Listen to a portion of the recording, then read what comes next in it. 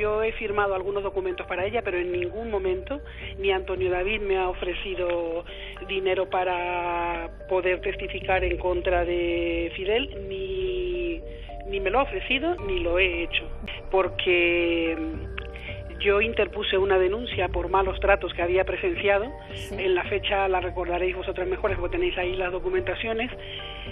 Esa denuncia se admite a trámite, pero es desestimada en el mismo día por un error en las formas, porque yo no concreto en mi relato momento y hora específica de las agresiones, no especifico días. Lo hago de manera pormenorizada, hago un relato pormenorizado de lo que veo, pero no es la manera de presentar las denuncias. Entonces se me dice que no se admite, que se admite a trámite, pero se desestima por que no es la forma, por error en las formas. Cuando yo voy a volver a presentar esa denuncia, ya me llega a mí una querella por lo penal que me pone Fidel Albiac del Pino. Sí. Por injurias, calumnias y atentar contra su derecho al honor y a la intimidad. Entonces ya me centró en defenderme. Entonces, de los delitos de injurias y calumnias soy absuelta en el juzgado penal número 14. Fidel lo único que necesitaba aportar era un testimonio veraz de que él no maltrataba a Rocío Carrasco. A eso quería ir, Irma, para resumirlo un poco, que esa querella la pierde Fidel, pero yo quería preguntarte si tú te reafirmas en esa... No solo me reafirmo, sino que cuando ellos apelan en la audiencia provincial, me vuelvo a... Es que yo no te estoy oyendo a mí lo que tú dices. No, yo solo te he preguntado, solo te he preguntado si te ratificas en lo que dijiste en su día. Por supuesto que sí, me ratifico. Ellos apelaron a la audiencia provincial y en la audiencia provincial se me vuelve a absolver. En la audiencia provincial se me vuelve a absorber. Esas sentencias de la audiencia provincial son públicas, lo podéis comprobar. Y una cosa que llama mucho la atención, si este testimonio es mío, si este testimonio ante notario es mío y es anterior a esa denuncia de malos tratos, si ella lo hubiera aportado en el juzgado o si Fidel lo hubiese aportado como prueba, por supuesto que su señoría no creería en mi testimonio, pero me vuelven a absolver. O sea, yo tengo 2 sentencias absolutorias y esto es así. O sea, lo que va a misa es la verdad judicial. Uno puede contar las cosas y pintarlas de la manera en la que crea. O sea, según su señoría, en la audiencia provincial de Madrid, yo no cometo delito de injurias y calumnias. O sea, mi testimonio está avalado por 2 sentencias judiciales. Temas que no quieres tocar y yo no los voy a tocar. Sé que tú has... Hubo una denuncia que yo interpuse y no fue admitida a trámite por error en las formas. Automáticamente, sin darme tiempo ni siquiera a rectificarla, ya me puso una querella por vía penal Fidel Albiac. Para esa denuncia fue en el juzgado de Alcobendas, pero salí absuelta. Las 2 veces, ¿no? Sentencia absoluta. Una ex de Fidel nos cuenta cómo es en la intimidad. ¿Cómo fue tu noviazgo con Fidel Albiac? Yo estuve con él unos 6 años aproximadamente, ¿vale? Los primeros años bien, ¿no? Pero ya después empezaba a ver unas cosas muy chungas. Una persona muy fría, muy calculadora, súper envidioso, que al principio, hombre, empieza la relación, lo ves gracioso, simpático, bien, tal, pero ya después empiezas a ver las cosas, se empiezan a abrir los ojos y ya te vas dando cuenta. Se ponía en contra de mi hermana, de mi madre, de mi padre, siempre cualquier tonterita le daba la vuelta y hacía que lo vieras de esa forma. Tenía peleas con mi familia cada 2 por 3, me ponía en contra, como que no quería que yo me relacionara tampoco con mi familia, empezó así a separarme un poco, tenía donde caerse muerto, no había estudiado nada, ni trabajado en nada, siempre estaba peleada con los amigos cuando era una cosa por otra, metiendo siempre en mierda por todos lados y con mucha cara, por la forma de actuar que tenía, siempre estaba enfadada con su familia, su cabeza, como siempre iba con esos aires de superioridad y siempre quería aparentar lo que no era, una persona que siempre se creía por encima de posibilidades. Cuando vio allá a Rocío, él vería el cielo abierto y diría, esta es la mía, aquí me meto y ya está. Yo tenía muy buena relación con el padre. De hecho, cuando él se enteró de que estaba con Rocío, él me llamó y me dijo, este niño, vamos, lo que siempre quería, ¿no? Y que, vamos, y sabía las intenciones que tenía, ¿eh? ¿Por qué crees que no han salido testimonios en contra de Fidel? Yo pienso, como a cada 2 por 3, la persona que sale hablando de él o de ellos, ya están con el tema de las demandas, eso echa mucho para atrás. Yo fui, días antes me estuvieron amenazando para que no fuera, que me iban a poner una demanda, para que vean la maldad que tiene. Me demandó por haber salido, total, que fuimos allá a juicio, iba él con Rocío. Ella, cuando yo estaba declarando, ella empezaba a reírse, él se estaba riendo, vamos, de una forma. Y nada, fue el juicio, lo gané. Por tu experiencia con Fidel, ¿cómo crees que será su relación con Rocío Carrasco? La mayoría de los problemas o lo que tiene ella con su familia es por él. Él es el que maneja todo, porque es una persona súper manipuladora, controladora, y después va siempre maquinando. Yo creo que es él el que lo maneja todo, la maneja ella como le da la gana. Con los niños de Rocío, en el momento que estaban allí en la casa, él no lo soportaría, o yo pienso que ahí todo el rollo que hay es por él. Ella también tendrá sus cosas, pero el que se está ahí controlando y metiendo cizaña es él. Muy buenos días, Joaquín. La versión de la tata de estos niños es totalmente al revés de lo que se ha contado en este documental, al menos para ella. Primero me dice que ese documento notarial que aparece, ella no lo ha firmado. En ningún caso dice que, por favor, que se muestre ese documento entero, porque ella no lo ha firmado. Que primero denuncia. Es después cuando esta revista saca en la publicación que ella ha denunciado, porque ha visto varias cosas en la casa durante estos 2 años que no le han gustado nada. Dice que lo haría con cualquier persona. Y después Fidel, una vez que se desestima esta demanda y se desestima por un defecto de forma, Fidel la demanda a ella por injurias y calumnias y por derecho al honor. Esta la pierde Fidel, de nuevo vuelve a recurrir y de nuevo vuelve a perder Fidel. Todos estos documentos nos los ha hecho llegar, con lo que puedo decir que parecen, vamos, que son ciertos. Hemos hablado de muchas cosas, entre ellas me dice que en ningún caso Antonio David ni la manipula ni la da ningún tipo de retribución económica, que fue algo que hizo ella por hacer un bien y porque dice que no puede ver cosas como la que ella cuenta que vio en la casa de Rocío Carrasco y Fidel Albiac. Vamos a escucharla. Estuviste trabajando con Fidel y Rocío, ¿no? Sí, yo entré a trabajar cuando se acabó de separar de David. Desde el 98 a 2000, más o menos entrando y saliendo. Porque había cosas que no me gustaban, me marchaba, pero quería mucho a los niños, luego volvía otra vez. Por lo que yo vi, que no se corregía, y que era por lo que me iba y luego terminaba volviendo, presenté una denuncia. Tú presentas una denuncia por malos tratos de Fidel contra Rocío. Y no voy a una revista a venderlo, yo lo presento en un juzgado. Él dice que no la pegaba y Rocío va y declara que él no la pegaba. Pero lo que yo aporté como testimonio, que no te puedo decir lo que es, convenció al juez más que el testimonio de Rocío Carrasco. Se ha dicho que Antonio David te paga para que tú... Ella sostiene que no, que ni le paga dinero a Antonio David, ni la manipula para que vaya a hacer esa denuncia o para intentar que vaya a sentarse en tómbola a hablar de este episodio que ella sostiene que se produjo, aunque la justicia lo archiva. La verdad es que es todo muy sórdido. Que volvemos a lo mismo. Estamos en lo de siempre, es todo absolutamente sórdido este tipo de cosas. Yo siempre... ¿Por qué una simple niñera que trabajó apenas 2 años en casa de Rocío Carrasco se convirtió en la peor pesadilla de Fidel Albiac? ¿Por qué este hombre, que presume de ser abogado, perdió todos y cada uno de los juicios que interpuso contra ella? ¿Por qué una mujer que podría haberse forrado vendiendo exclusivas a las revistas durante 25 años ha elegido el silencio? ¿Qué vio realmente Irma Gómez dentro de esa casa que tanto miedo le da a Fidel que salga a la luz? ¿Por qué Rocío Carrasco mintió bajo juramento negando las palizas que recibía? ¿Será que toda la historia del documental que nos vendieron es una mentira gigantesca construida para ocultar la verdadera violencia que se vivía en esa casa? ¿Y si te dijera que los verdaderos maltratadores son precisamente los que se hacen las víctimas? Hoy vas a descubrir la verdad más incómoda de toda la saga Carrasco Flores. La verdad que Telecinco ocultó cuando emitió el documental de Rocío. La verdad que los tertulianos ignoraron cuando aplaudían cada lágrima de Rocío Carrasco. La verdad que está escrita en sentencias judiciales, pero que nadie quiso leer.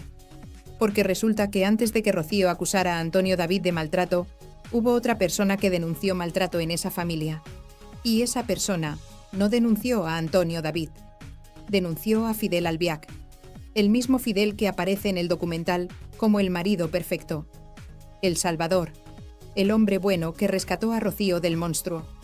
Pero cuando lees las denuncias, cuando analizas las sentencias, cuando escuchas los testimonios, descubres que todo es una inversión perfecta de la realidad.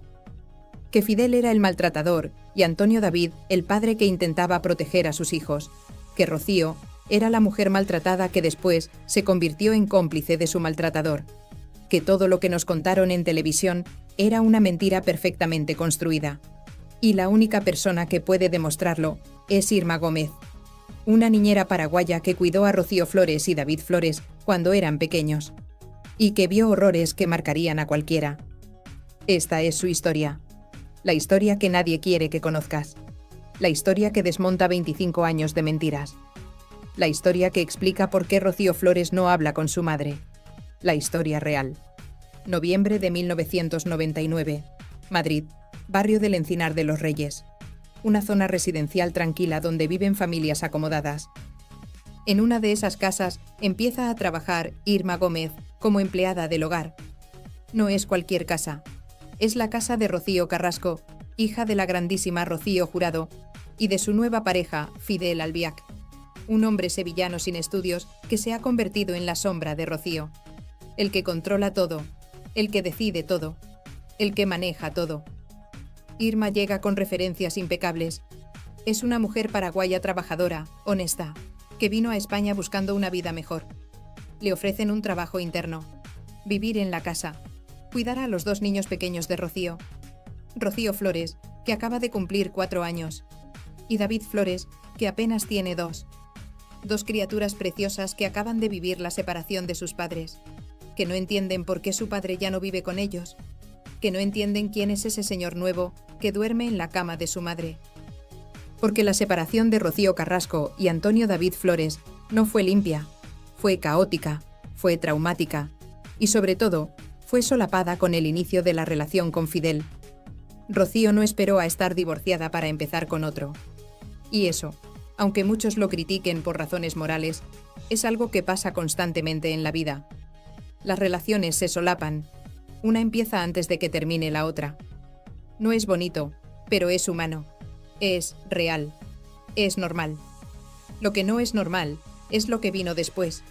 Porque cuando una relación nueva empieza, la gente suele estar enamorada, ilusionada, en esa fase donde todo es maravilloso, donde solo ves las virtudes del otro, donde estás con las hormonas revolucionadas y pareces un adolescente. Pues imagínate lo que debería haber visto Irma en esa casa en los primeros meses del año 2000. A una pareja feliz, cogidos de la mano, viendo películas juntos, haciendo planes, siendo tontos de amor como todos lo somos al principio. Pero Irma no vio eso. O mejor dicho, lo vio, pero también vio algo más. Algo mucho más oscuro. Algo que la dejó helada. Porque resulta que Fidel Albiac tenía un patrón. Un patrón que se repetía una y otra vez con la precisión de un reloj suizo. Cada mes. A veces cada mes y medio. Pero siempre, siempre, llegaba el momento. El momento en que todo se torcía. El momento en que el hombre encantador se convertía en un monstruo. Y el detonante era siempre el mismo. Leía algo en la prensa.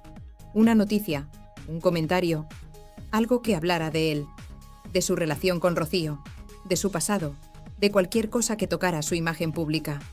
Y entonces se encendía, se transformaba y empezaba el infierno. Primero venían los insultos. Fidel, ese hombre que en público era educado y correcto, en privado llamaba a Rocío retrasada mental, mongola, inútil. Le decía que no servía para nada, que sin él no era nadie, que su carrera estaba acabada, que la gente se reía de ella, que nadie la quería, que sus propios hijos la odiaban. Un bombardeo constante de humillaciones diseñado para destruir su autoestima, para hacerla sentir que no valía nada, para que creyera que merecía todo lo malo que le pasaba. Y Rocío aguantaba, callaba, bajaba la cabeza, intentaba no provocar más, porque había aprendido que cuando Fidel empezaba con los insultos, era mejor no responder, porque si respondías, entonces venía lo peor. Entonces llegaba la violencia física. Fidel le ponía zancadillas para que se cayera, le daba cachetadas, la empujaba contra las paredes, la cogía del brazo con tanta fuerza que le dejaba marcas. Moratones que Rocío intentaba ocultar con maquillaje, lesiones que explicaba como accidentes, caídas tontas, golpes sin importancia. Todas las excusas que ponen las víctimas de violencia de género cuando intentan proteger a su agresor. Y lo peor de todo es que esto pasaba delante de los niños. Rocío Flores, con 4 años, y David, con 2, estaban en esa casa. Escuchaban los gritos, veían los golpes, presenciaban cómo su madre era humillada una y otra vez, Y eso deja huella, eso marca, eso destroza la infancia de cualquier criatura. Irma lo veía todo, porque vivía allí, porque estaba a las 24 horas, porque era testigo directo de cada episodio de violencia. Y al principio no sabía qué hacer. Tenía miedo, necesitaba el trabajo, no quería problemas. Pensaba que quizá era algo puntual, que se arreglaría, que mejoraría. Todas las excusas que nos ponemos cuando vemos algo terrible, pero no queremos enfrentarlo. Pero llegó un punto en que no pudo más, porque los episodios se fueron haciendo más frecuentes, más violentos, más peligrosos. Y además, Irma tenía que proteger a los niños, porque cuando Fidel explotaba, cuando perdía completamente el control, Irma cogía a Rocío Flores y a David Flores, los metía en el coche y salía huyendo. Literalmente huyendo, como si escaparan de un incendio, como si se estuvieran salvando la vida. ¿Y a dónde iban? A casa de Rocío Jurado. La abuela, el único lugar seguro que conocían. La matriarca de la familia que, aunque no lo dijera públicamente, sabía perfectamente lo que estaba pasando. Porque no es normal que tu hija llegue a tu casa de madrugada con los niños y sin avisar. No es normal que aparezca con moratones en los ojos. No es normal que cojee durante días. No es normal nada de lo que estaba pasando. Y Rocío Jurado los acogía, les daba refugio, les permitía quedarse hasta que las aguas se calmaran, hasta que Fidel prometiera que no volvería a pasar, hasta que Rocío decidiera volver. Porque sí, Rocío siempre volvía, como vuelven todas las víctimas de violencia de género atrapadas en el ciclo de maltrato. Porque Fidel le pedía perdón, le prometía que cambiaría, le decía que la quería, que estaba estresado, que la prensa lo estaba volviendo loco, que no lo volvería a hacer. Y Rocío le creía, una y otra vez. ¿Y qué pasaba en la casa mientras ellos estaban fuera? Pues que Fidel destrozaba todo. Rompía televisores a patadas, partía las láminas del somier, cortaba la ropa de Rocío en pedazos pequeños, dejaba la casa hecha un campo de batalla, una escena de destrucción absoluta. Y cuando volvían, era Irma la que tenía que recoger los destrozos, la que tenía que tirar los televisores rotos, la que tenía que sacar las láminas del somier partidas, la que tenía que meter en bolsas de basura la ropa destrozada. Y todo seguía, mes tras mes, episodio tras episodio, violencia tras violencia, un patrón que se repetía con la regularidad de un calendario maldito. Y los niños seguían creciendo en ese ambiente tóxico, viendo cómo su madre era maltratada, escuchando los insultos, presenciando los golpes, aprendiendo que eso era el amor, que eso era una relación normal, que así se trataba a las mujeres. ¿Y sabéis cuál es el detalle más escalofriante de todo esto? Que durante todo ese tiempo, Rocío Carrasco y Fidel Albiac salían en las revistas como la pareja perfecta. Aparecían sonrientes en las portadas, daban entrevistas hablando de su amor, se hacían fotos cariñosas en eventos públicos, construían una imagen de felicidad absoluta, mientras en privado vivían un infierno. Porque eso es lo que hacen los maltratadores. Tienen dos caras, la cara pública, donde son encantadores, educados, correctos, y la cara privada, donde son monstruos. Y Fidel Albiac era un experto en eso. En público, era el hombre perfecto que había salvado a Rocío de su terrible exmarido. En privado, era el hombre que la llamaba mongola y la llenaba de golpes. Mayo del año 2000. Irma deja de trabajar en la casa de forma regular. Ha aguantado 6 meses de violencia constante. 6 meses viendo horrores. 6 meses sin poder hacer nada. Y decide marcharse. No puede más. Necesita alejarse de ese infierno. Pero sigue volviendo de forma esporádica. Cuando Rocío la necesita. Cuando hay alguna emergencia. Cuando los niños necesitan cuidados. Y así pasa otro año. Otro año de idas y venidas. Otro año de seguir siendo testigo de lo mismo. Hasta que en julio del 2002, Irma deja definitivamente la casa. Y entonces toma la decisión más valiente de su vida. Decide denunciar. Octubre del año 2002. Irma Gómez se presenta en la comisaría de policía y pone una denuncia formal contra Fidel Albiac. No por lo que le ha hecho a ella, sino por lo que le ha hecho a Rocío Carrasco durante todos esos años. Por los malos tratos físicos y psicológicos que ha presenciado. Por las palizas, por los insultos, por las humillaciones, por todo el horror que ha visto dentro de esa casa. La denuncia es demoledora. Irma detalla fechas, lugares, hechos concretos. Habla de las zancadillas, de las cachetadas, de los moratones en los ojos de Rocío, de las veces que tuvieron que huir a casa de Rocío Jurado, de los televisores rotos, de las láminas del somier partidas, de la ropa cortada en pedazos, de todo. Y lo hace con el único objetivo de proteger a Rocío y a esos niños. Porque Irma no busca dinero, no quiere fama, no quiere salir en la televisión, solo quiere que alguien haga algo, que alguien proteja a esa mujer, que alguien saque a esos niños de ese ambiente, que la justicia actúe, que Fidel Albiac pague por lo que está haciendo. La denuncia recae en el juzgado número 6 de Alcobendas. El mismo juzgado donde años después Rocío denunciaría a Antonio David. Curioso, ¿verdad? Que siempre acudan a los mismos sitios, como si tuvieran allí sus contactos, sus formas de manejar las cosas, sus estrategias bien estudiadas. 14 de noviembre del año 2002. Rocío Carrasco es citada a declarar. Tiene que presentarse ante el juez y contar su versión de los hechos, explicar si es cierto lo que dice Irma, confirmar o negar las palizas, los insultos, la violencia, todo. Es su oportunidad de liberarse, de pedir ayuda, de salir de ese infierno, de proteger a sus hijos. ¿Y qué hace Rocío? Lo niega todo. Dice que nada de eso es cierto, que Irma está inventando, que está mintiendo, que nunca ha habido violencia en su casa, que Fidel es un hombre maravilloso, que todo es una campaña orquestada por Antonio David para hacerles daño, que están siendo víctimas de una conspiración, y la denuncia no prospera. No porque no haya indicios, no porque Irma no sea creíble, sino por un defecto de forma en la presentación de la denuncia, un tecnicismo legal que permite que el caso se archive, una cuestión procesal que hace que nunca se investigue realmente lo que pasó. Y Fidel sale indemne, sin cargos, sin juicio, sin consecuencias. Pero hay algo que Rocío no esperaba, que su negación iba a tener testigos, que lo que había dicho bajo juramento iba a quedar registrado para siempre, y que algún día, cuando ella quisiera hacerse la víctima, alguien podría recordar que en el año 2002 negó ser víctima de maltrato, que rechazó la ayuda, que protegió a su maltratador, que eligió a Fidel por encima de sus hijos. Diciembre del año 2002.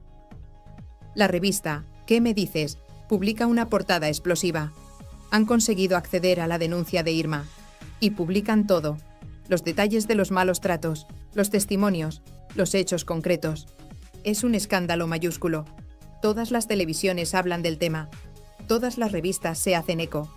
Es el tema del momento. Y Rocío Carrasco tiene que dar la cara. Va al programa Día a Día, donde trabaja con María Teresa Campos. Y allí, delante de millones de espectadores, vuelve a negar todo. Dice que Irma miente, que nada de eso es cierto, que Fidel jamás le ha puesto una mano encima, que es todo una invención. Pero añade algo más, algo que va a marcar el resto de la historia. Acusa a Antonio David Flores de haber pagado 1 millón de pesetas a Irma para que denunciara a Fidel. 1 millón de pesetas, 6.000 euros.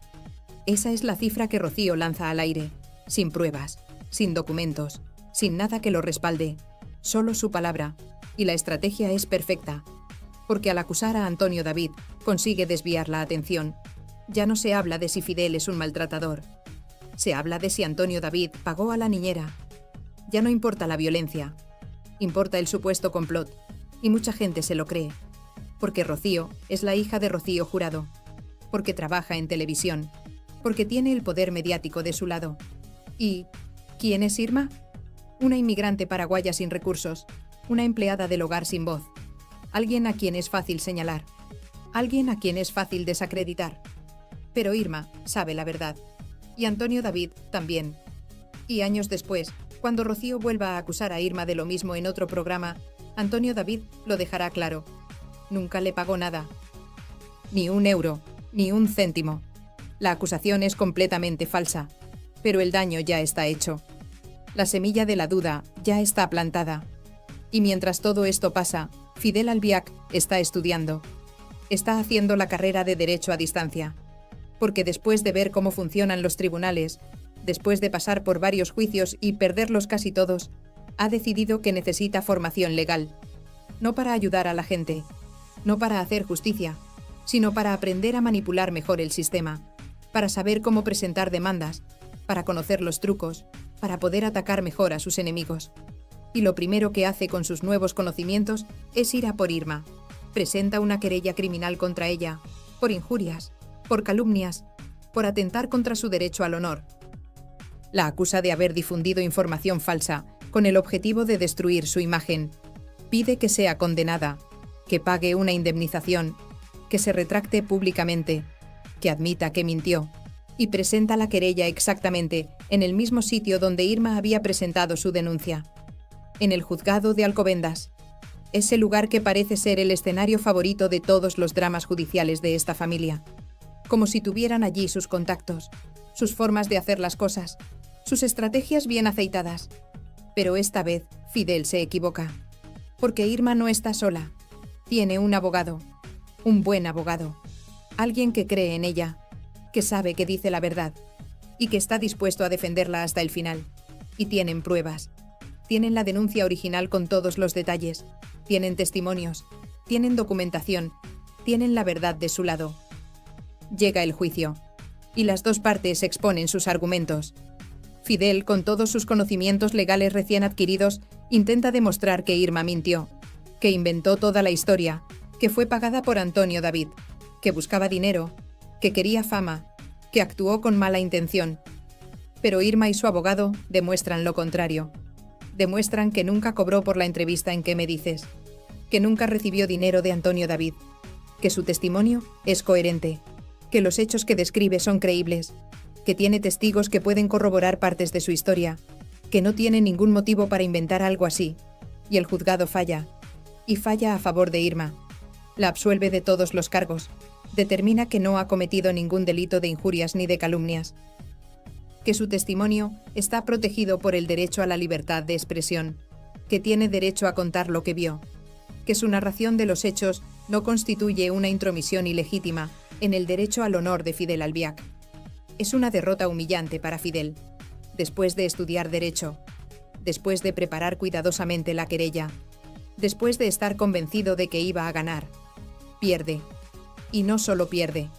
Pierde con un fallo judicial que viene a decir que el testimonio de Irma es creíble, que tiene visos de realidad, que no es una invención descabellada. Pero Fidel no se rinde, porque los maltratadores nunca se rinden, porque necesitan controlar, necesitan ganar, necesitan destruir a quien se les opone.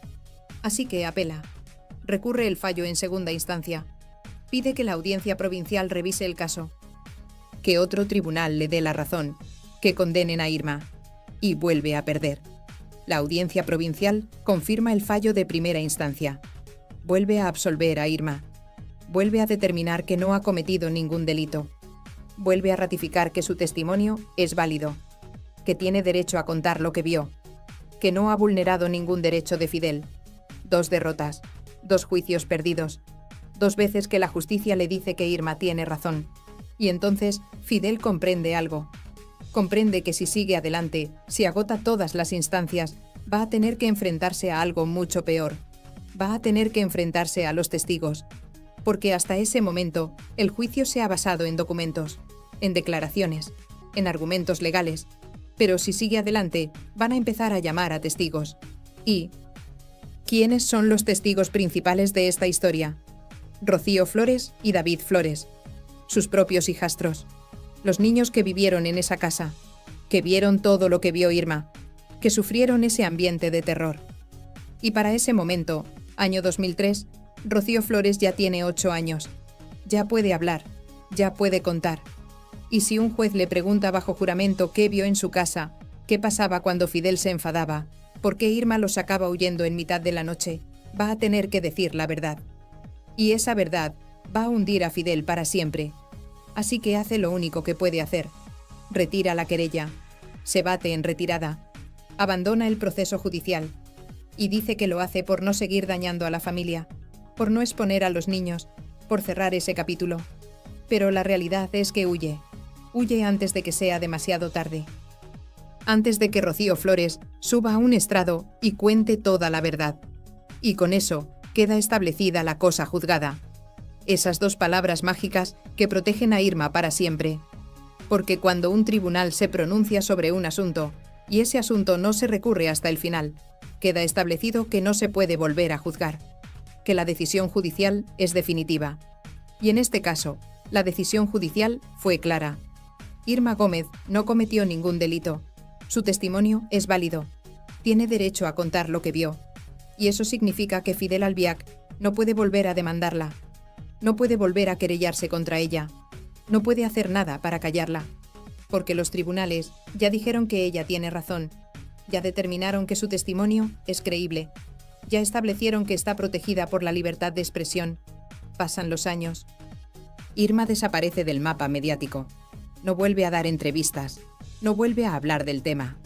Sigue con su vida. Trabaja. Cuida a otras familias. Intenta olvidar todo lo que vivió en esa casa. Intenta dejar atrás esos 2 años de horror. Intenta no pensar en esos niños que quedaron atrapados en ese infierno. Mientras tanto, Rocío Carrasco y Fidel Albiac siguen construyendo su vida. Se casan, aparecen en televisión, dan entrevistas, montan empresas y, sobre todo, construyen una narrativa. Una narrativa donde ellos son las víctimas, donde Antonio David es el malo, donde todo el sufrimiento viene de él, donde Fidel es el salvador que rescató a Rocío del monstruo. Y durante años funciona. La gente se olvida de Irma, se olvida de la denuncia, se olvida de los juicios que Fidel perdió, se olvida de todo. Porque Rocío y Fidel son expertos en controlar el relato, en aparecer donde conviene, en decir lo que hay que decir, en construir la imagen perfecta, hasta que llega marzo de 2021. Y Telecinco emite el documental Rocío, contar la verdad para seguir viva. Un documental donde Rocío Carrasco cuenta su versión de los hechos, donde acusa a Antonio David de haberla maltratado durante años, donde dice que sus hijos están manipulados, donde se hace la víctima absoluta de todo. Y en ese documental aparece Fidel como el héroe, como el hombre perfecto que la salvó, como el marido ejemplar que la ha apoyado en todo, como el único que la ha querido de verdad. Y Rocío llora, y la gente llora con ella, y todo el mundo se cree la historia, porque está bien contada, porque está bien producida, porque tiene todos los elementos de un buen drama televisivo. Pero hay gente que no lo olvida, gente que recuerda lo de Irma, gente que busca las hemerotecas, que encuentra las noticias antiguas, que recupera la denuncia, que recuerda los juicios. Y empiezan a preguntarse, si Fidel es tan perfecto, ¿por qué perdió todos los juicios contra Irma? Si Rocío es tan víctima, ¿por qué negó ser maltratada en el año 2002? Si todo es verdad, ¿por qué hay tantas contradicciones? Y entonces, Rocío vuelve a hablar de Irma en el programa. Vuelve a acusarla de haber cobrado dinero de Antonio David. Vuelve a decir que todo es mentira. Vuelve a intentar desacreditar a la única persona que se atrevió a denunciar lo que pasaba en su casa. Y eso es demasiado para Irma, porque una cosa es guardar silencio cuando nadie habla de ti. Y otra muy distinta es quedarte callada cuando te están difamando en televisión nacional, cuando te están acusando de haber mentido, cuando te están llamando vendida, cuando están destruyendo tu reputación delante de millones de personas. Así que Irma rompe su silencio, da una entrevista, cuenta otra vez su historia, recuerda los hechos, muestra las sentencias que la absolvieron, deja claro que nunca cobró nada, que Antonio David nunca le pagó, que todo lo que contó es verdad, y sobre todo, recuerda que Fidel perdió todos los juicios, que la justicia le dio la razón a ella, que hay cosa juzgada. Y también dice algo más, algo demoledor. Dice que Antonio David es de lo mejor que tienen esos niños, que Rocío no cuenta la verdad, que cuenta medias verdades, que su sufrimiento es real, pero que está equivocada sobre quién se lo causó.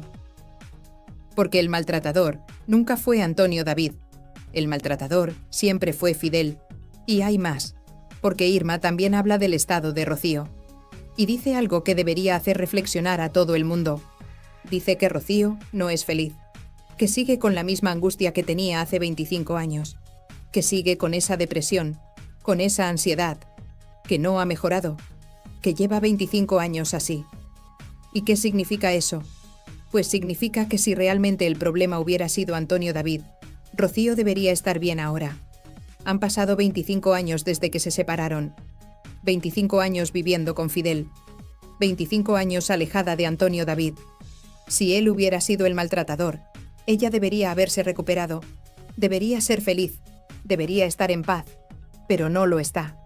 Sigue mal, sigue sufriendo, sigue con ansiedad, sigue con depresión. ¿Y por qué? Porque el maltratador sigue en su vida, porque vive con él, porque está casada con él, porque Fidel nunca dejó de ser quien era. Un hombre violento, un hombre controlador, un hombre que la destruye poco a poco desde hace 25 años. Pero Rocío no puede admitirlo, porque admitirlo significaría reconocer que ha desperdiciado 25 años de su vida, que ha alejado a sus hijos por un hombre que no vale la pena, que eligió mal, que se equivocó, y eso es demasiado doloroso de aceptar. Así que sigue mintiendo, sigue culpando a Antonio David, sigue haciéndose la víctima del hombre equivocado, y Fidel sigue controlando su vida, controlando su dinero, controlando su imagen, controlando su narrativa, controlando todo, porque eso es lo que hacen los maltratadores. No pegan todos los días, no insultan constantemente, pero controlan siempre. Y Rocío está tan atrapada ahora como lo estaba en el año 2000. Y mientras tanto, Irma sigue siendo la única que dijo la verdad, la única que se atrevió a denunciar, la única que puso en riesgo su trabajo, su reputación, su vida para intentar salvar a una mujer y a 2 niños. ¿Y cómo le pagaron? Con mentiras, con acusaciones, con intentos de destruir su credibilidad, con juicios, con intentos de callarla. Pero no pudieron, porque Irma tenía la verdad, y la verdad siempre sale. Quizá tarde, quizá cueste, pero siempre, siempre sale. Y en este caso, salió en las sentencias judiciales, en los fallos que absolvieron a Irma, en los juicios que Fidel perdió, en la cosa juzgada que protege a Irma para siempre. Y ahora tú lo sabes. Sabes que antes de que Rocío acusara a Antonio David, hubo otra persona que denunció maltrato en esa familia. Y esa persona no denunció a Antonio David, denunció a Fidel. Sabes que Rocío negó ser maltratada en el año 2002, que protegió a su maltratador, que eligió a Fidel por encima de la verdad. Sabes que Fidel perdió todos los juicios contra Irma, que la justicia le dio la razón a ella, que no pudo demostrar que ella mentía. Y sabes que todo el documental que nos vendieron es una inversión de la realidad, que cogieron la violencia que Fidel ejercía sobre Rocío y se la endosaron a Antonio David, que construyeron una narrativa falsa, que manipularon a la opinión pública, que engañaron a millones de personas, que montaron el show perfecto. Pero hubo alguien que no se cayó, alguien que dijo la verdad a pesar de las amenazas, alguien que se enfrentó al poder a pesar de las consecuencias, alguien que nunca cobró ni un euro por su testimonio, alguien que solo quería proteger a 2 niños y a una mujer maltratada. Y esa persona es Irma Gómez, una mujer valiente, una mujer honesta, una mujer que los tribunales le dieron la razón, una mujer que Fidel Albiac intentó destruir y no pudo, una mujer que tiene las sentencias que demuestran que dice la verdad, una mujer que debería ser reconocida como lo que es, una heroína que se enfrentó a un maltratador cuando nadie más se atrevía. Y esa es la historia real, la que Telecinco no contó, la que los platós ignoraron, la que los tertulianos olvidaron, la historia de cómo una niñera paraguaya destapó la verdad sobre Fidel Albiac y de cómo esa verdad quedó enterrada durante 25 años bajo toneladas de mentiras, manipulación y poder mediático. Pero ya no más, porque ahora lo sabes, ahora conoces la verdad, ahora entiendes por qué Rocío Flores no habla con su madre, ahora comprendes por qué hay tanta gente que no se creyó el documental, ahora ves claro quién es realmente Fidel Albiac, un maltratador que perdió todos los juicios, un hombre que estudió Derecho para atacar mejor a sus enemigos, un controlador que lleva 25 años manipulando la vida de Rocío Carrasco.